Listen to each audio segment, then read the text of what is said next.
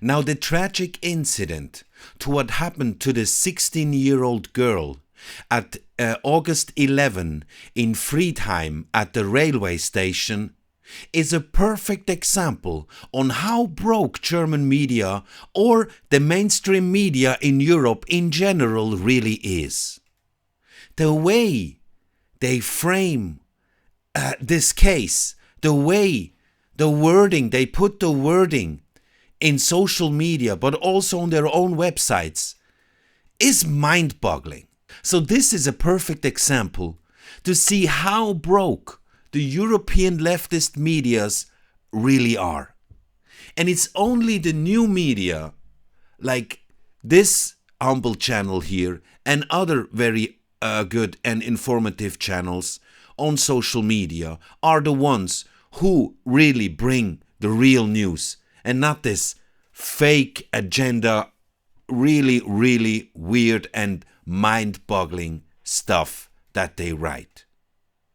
Let's have a look. But before we do so, please do not forget, leave a comment, like the video, subscribe to the channel. This channel is brand new and we need your help. We need your help to build it up, to spread the news, to spread the word, the good news, and the truthful news. So thanks a lot for helping. This is the victim, this 16-year-old girl. She was pushed in front of a freight train by a 31-year-old Iraqi migrant. He was an asylum seeker in Germany. His asylum request was rejected. He already had problems with the law. He was already on the wrong side of the law. He became a criminal and he should have been deported some time ago already. Now check this out here. Here it says, they let the Iraqi girl they let him run twice. 2 times. He was already taken in custody, but then they just let him free again. Although his request was rejected. He should have been deported. Again, we have one question. Just by only reading one sentence about this case, there's that one question. Again, why the hell wasn't he deported already? So, and Alice Weidel, probably you know her, you have heard of her, said that, the incident of the killed girl in Friedland involves everything what that wir schaffen das, we can do this, from the CDU since 10 years is standing. Because the CDU is the party with Angela Merkel who said this sentence, wir schaffen das, we can do this, and what she meant is like, we can get all the migrants, the illegal migrants, into our country and they can start installing Sharia law. Wir schaffen das. So that's what she's saying here. So this guy was already criminal, Iraqi, is not being deported. The people are not, just the information goes out little drops to the public, and the only thing that can change this will be the AfD. Of course, that's her party. That's what she proclaims here. But it's not wrong what she says. It's not wrong what she says. Okay, so I wanted to have a look at the wording specifically in one example, right? So let's check this out here from Die Welt, right? That means world. That is a news outlet. Okay, here it says, Mädchen vor Zug geschubst? Fragezeichen, like question mark. That means girl pushed in front of a train? Question mark. Man goes in psychiatry. Man has to go to psychiatry. That's what they write. What is going on? Okay. So here is where the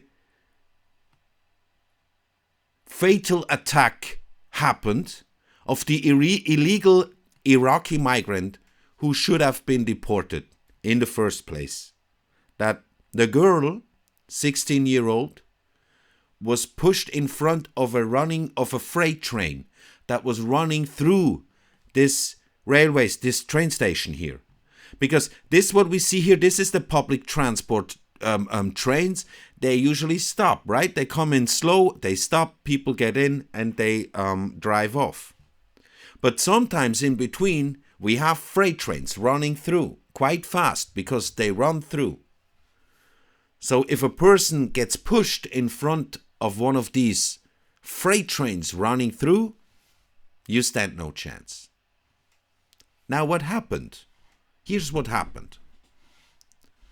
This Iraqi migrant was already causing troubles in the railway station. That's why somebody called the police. So, while the police was on its way, in the meantime, the perpetrator committed the attack. So when the police came, he actually told the police that there was an accident, and they found the body of the girl already there. She was already unalived. And he said he had nothing to do with it. He was drunk. They took him into custody. He was drunk. And that's how they write it in the Welt. Again, here's the same headline.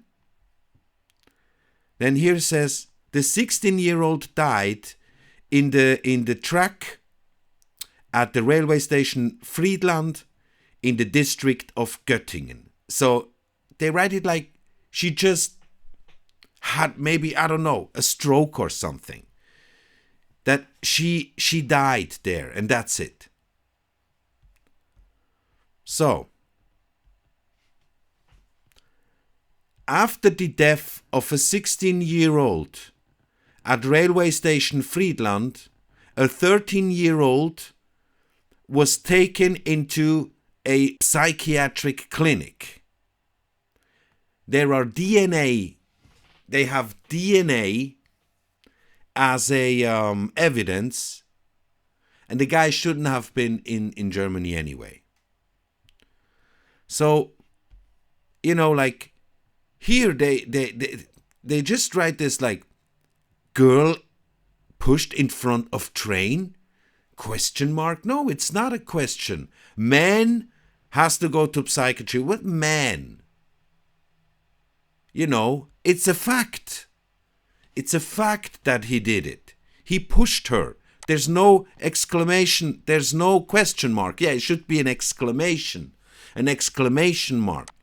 Man. It's always the man. You know, like man. She died. She died. No, she was pushed here. She not just died. And the same word and the same type of wording they have with ramming attacks. Especially Christmas time, very critical. Last Christmas was very critical. Whenever we have a ramming attack, that an Islamist with this crazy death-loving ideology is like unaliving people just randomly, driving into crowds.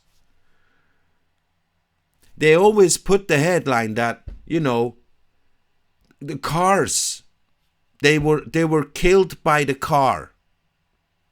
Like cars, like people were unalived by the car. No, it was not the car. The car does not drive itself into the crowd. There was somebody behind the wheel doing this on purpose. So why do you write car killed? Why do you write car unalived? No, that's wrong. You're painting the wrong picture. So there is always this type of neutral wording. And maybe it's not a coincidence. As we just have seen lately here, like many people were posting this, like Vivian Huber here.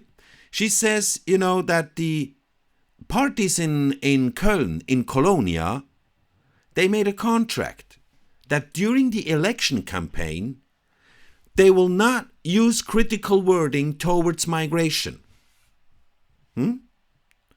Parties making a contract only talks positive about migration.